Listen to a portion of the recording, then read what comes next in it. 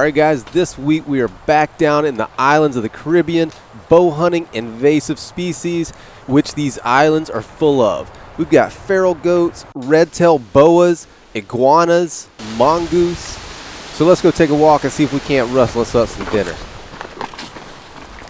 Alright guys, so we are on mission goat meat.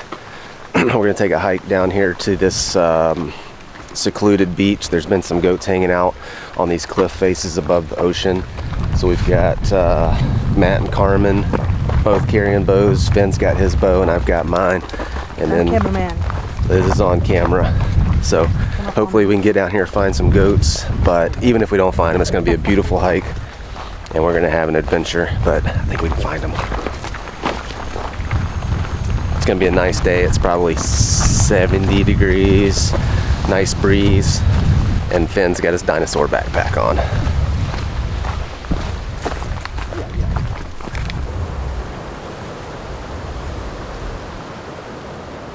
Alright, so we were down here last year, and we were just down below this cliff face here. And so what Matt says, the goats like to hang out on this cliff. And last year they just came around there and we were set up.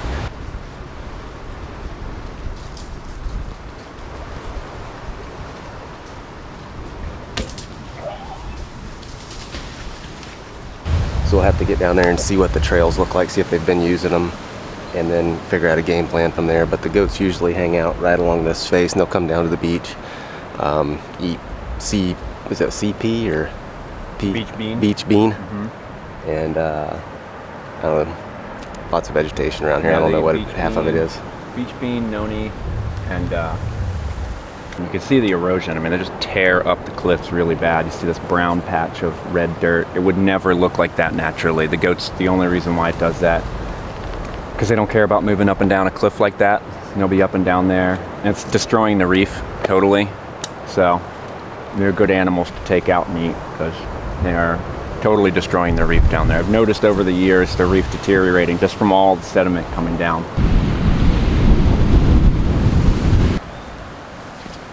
So this patch of bare dirt over here just above these cliffs is where they came down last year when we were in here. All of that openness, Matt says, is because of the goats. They're eating the vegetation, causes erosion, all that stuff. All that open bare dirt kind of washes down onto the beach and then gets all in the coral and kills the coral. So goats are fun to hunt, but they're really pretty destructive. They're a lot like pigs in that way. Destructive in a different manner, but still destructive.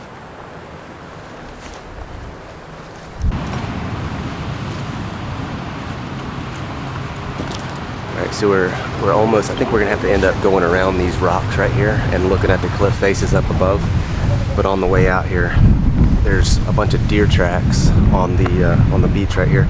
And the way you'd tell the difference is deer come together at the toe. They're really sharp, kind of heart-shaped, and a goat has a wide back, but then it comes and kind of parallels at the front, and the toes are a lot blunter than a deer.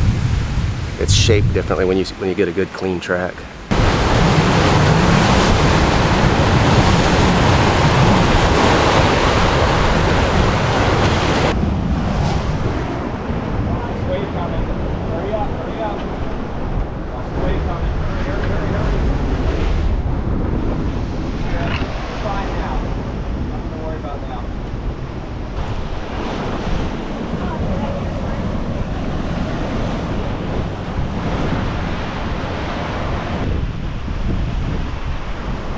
Go up that way. Go up around that way. Watch the waves though. Right here.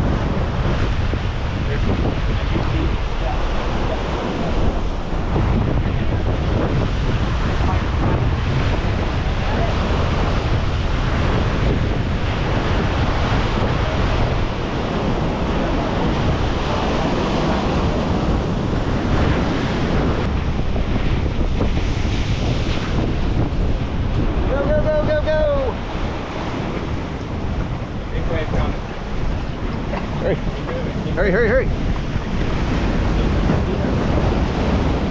That was perfect timing. You got out of there just in time. You gotta time it with the waves or you get wet. This is the other tricky spot. There's like 3 tricky spots. Hope Mama can make it without dousing the $5,000 camera. Come on, come on, come on, come on, come on. I can't take this camera. Got it.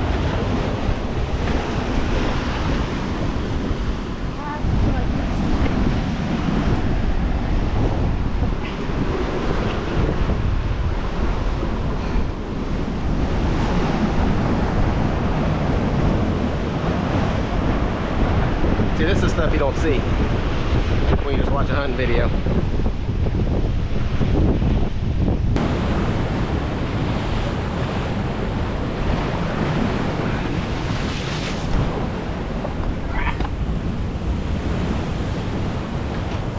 Where'd you?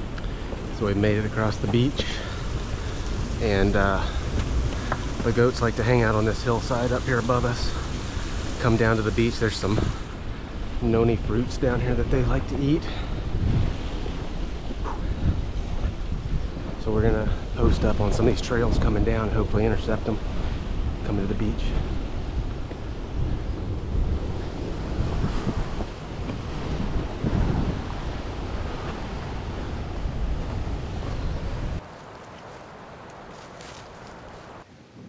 Not long after getting set up, we see our first goats come down off the cliffs, hit the beach. Unfortunately, luck just wasn't on our side today. They caught our wind and decided to head the other way, back up the cliffs and out of our sight.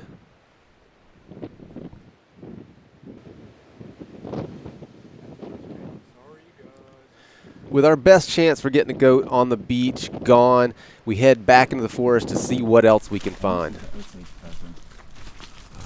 big guy right here. Got the thorns on it. Yeah. The leaves are just simple serrate leaves. So that you said that's Maclura tinctora? Yep. Maclura tinctoria. Tinctoria. Yeah. So there's a tropical cousin to Osage orange, and this is it right here. So Osage is Maclura pomifera. It used to be the source for khaki dye. So there's not a ton of it around because it was used for that purpose, but it's not really bleeding a lot right now. But if we can get it to bleed, you'll see the color of the sap is kind of like a khaki color. I don't know if you can. It's not really. It's been kind of dry, so it might not weep anything. But you hit it in the rainy season, and the sap pops right out, and it looks just like khaki colored pants. But that's what it was mostly used for historically. There you go. You ever want to make any primitive khakis? Just gotta come find one of these.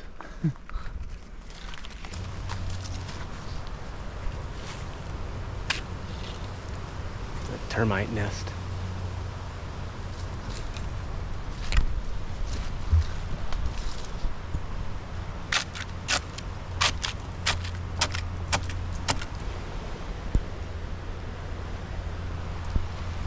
These things are all over the place.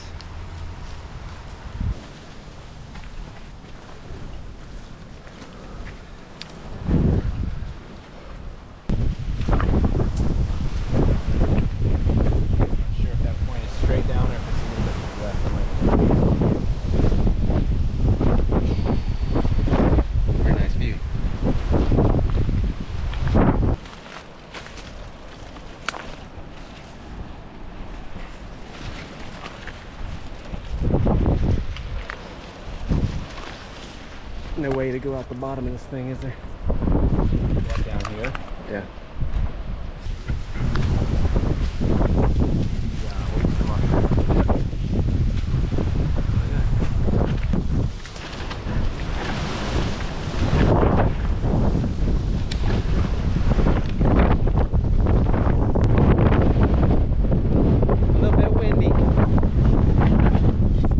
So after hiking all over the hills and not catching up with the goats, we head back to Matt's place to relax and are surprised to see a huge iguana coming across the lawn, heading to one of their fruit trees.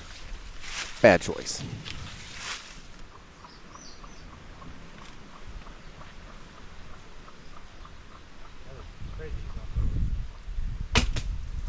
My shot was just a little bit far back. She actually gets off of the arrow, and then the circus begins.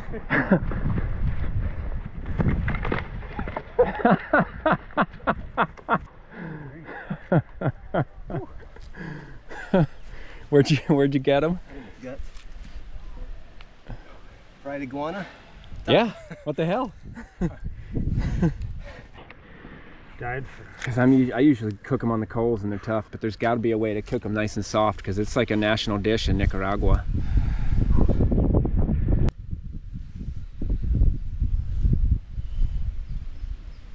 Is that your first iguana kill? Yeah.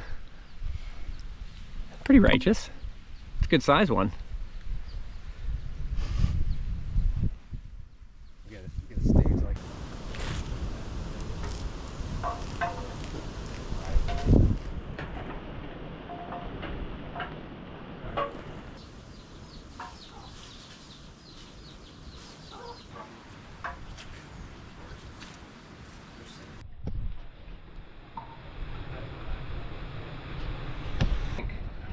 All the other ones have been in the woods.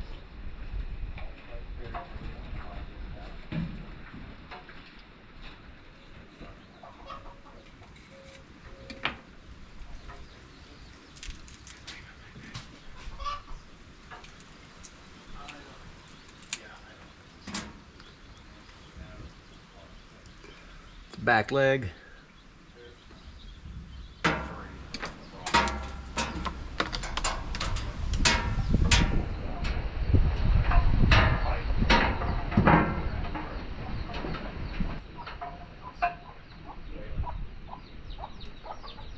All right, we got all our iguana meat. We got all the legs, 2 front legs, 2 back, 2 tiny little back straps, and a big hunk of the tail before it gets down into the part that gets too tough and sinewy. And then got a sweet iguana hide. I think I'm gonna end up making like maybe a bow handle wrap or something with that. Nice.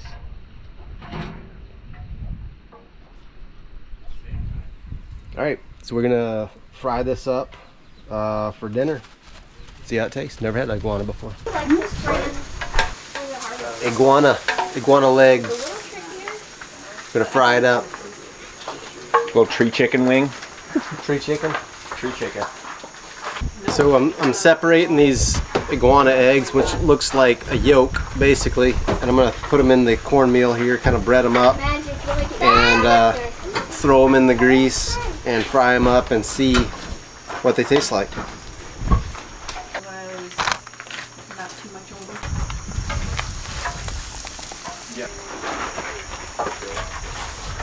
Who would love that?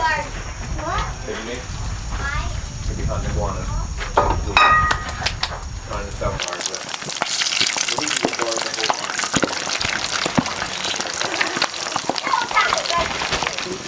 You hear, see them popping like popcorn. Yeah, Exploded when they got too hot. I only hope. They're like cheesy popcorn nowadays.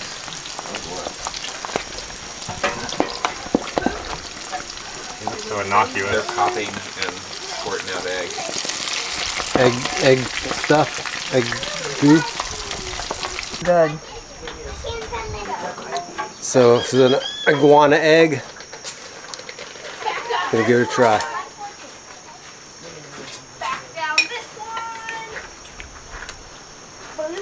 That's good. That's good. There's a little bit runny in the middle, kind of like, I don't know if you could call that over easy, but kind of like that. Good. Excellent.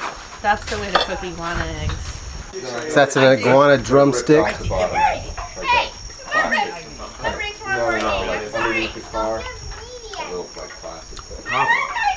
It's like how's that?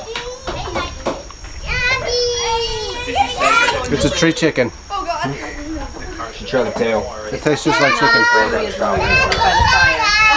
Yeah.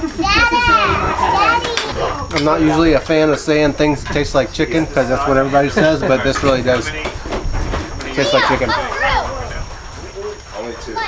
All right, guys, that's going to wrap it up for this one, but odds are we are already out on our next adventure, so hit that subscribe button, and we'll see you on the next one.